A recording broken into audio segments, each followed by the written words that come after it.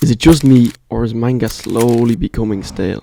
It seems as though every manga can now sacrifices a unique plot, atmosphere, and its own stylization in favour of playing it safe and crafting the same old tried and true formula that they know will keep their work serialized no matter what. Surely, just as much as me, everyone is sick of seeing the same tropes, storylines, character archetypes, and art style being recycled and presented with basically just a new name to it. It's like fucking FIFA or COD at this point. Of course, you have your exceptions, such as Gacha Kyuta, which is brimming with unique flair and an extremely fresh power system, which might be the best I've seen in a long time. But when you go back only 2 decades ago, we had so many great manga that were uniquely themselves. Although, there is one that stood out from the rest even then. Enter Blame by Tsutomu Mizu.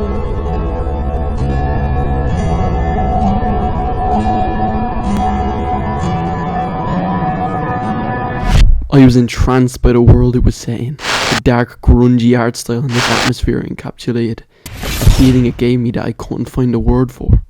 What was this feeling? I needed to find that word. You know, to me, it gave me that same feeling as listening to Death Consciousness by Have a Nice Life. That same mood of existential dread and horror, but also that strange sense of calm and tinge of nostalgia from my childhood. A bittersweet melancholy as the drone of sound washes over your body, as you feel like you're drifting off into a deep dark abyss in peace. It's as if you just smoked up a blunt, and as you listen to the eternal worm devour Connecticut, you have the stark realization once again that you're just this fleeting bag of meat flowing through time, and you feel like you're engulfed by all these inconceivably gargantuan organisms in even larger and vast space. That's what I feel when I listen to Death Consciousness, and also when I read Blame. Yet each is presented in completely different art forms. Instead of being drowned out by the drones of sound, in Blame, your eyes are assaulted with these insanely beautiful spreads of this post-apocalyptic cyberkinetic mystery wasteland that leaves you scared, yet at peace within its walls. Or maybe it's that surreal feeling of those infamous liminal space videos that have you feeling some type of way. And Blame has that similar quality, like a feeling of deja vu, like you have been there before. It's dreamlike. Whether you play this music while reading or not, you can still hear the music in the back of your mind as you gaze and wonder at these panels that pack the most powerful of punches. This music is to liminal spaces what shoegaze and post-rock is to Blame. The world building in Blame is just spiffy. It's full of mystery, wonder, and has just a twinge of fantasy in there. It's like a one of its kind cyber fantasy. I believe Nihei builds the world in the perfect way, with minimal dialogue and just letting the art speak for itself. In a way it has that vibe to it that Souls-like games have. A lone warrior traversing a scary and mysterious world which is steeped in lore, fantastical structures and characters. And everybody loves some lore, but unlike a Souls game, we do not know the history of the world. It is kept a secret, and panels like this make you wonder how this big cyber structure even spawned here. But that question lures you right in and grips you so tightly.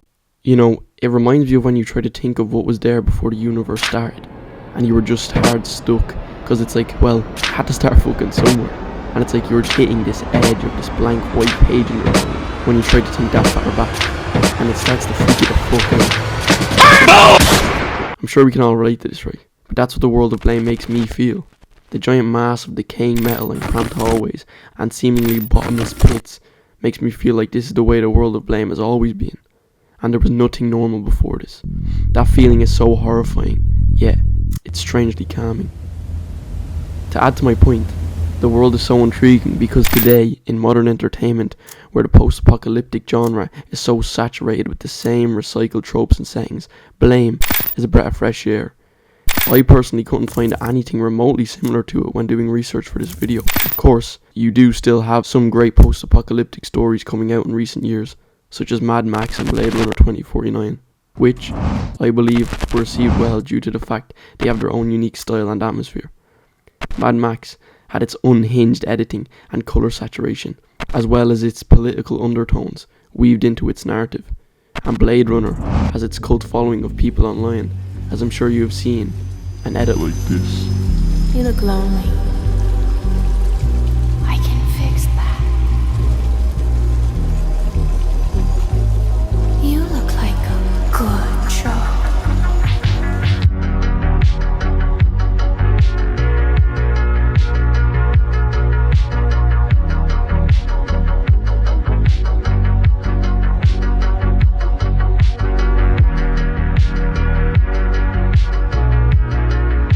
and were instantly interested in the atmosphere of the film. Blame has its unique art style, and the fact that it's a manga sets it apart from the rest. Nihei's line work is abrasive, and his choice of character design is so strange, but full of his own unique style.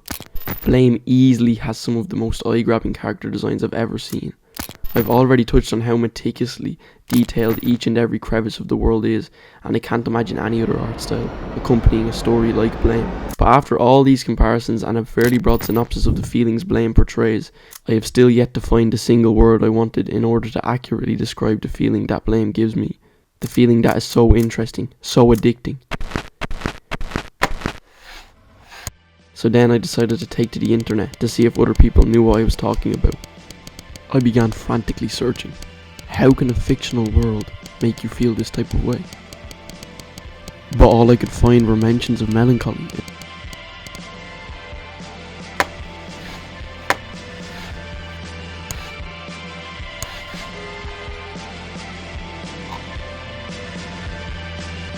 An escapism fantasy or the Twilight Zone. But then I found, alright, that could be it.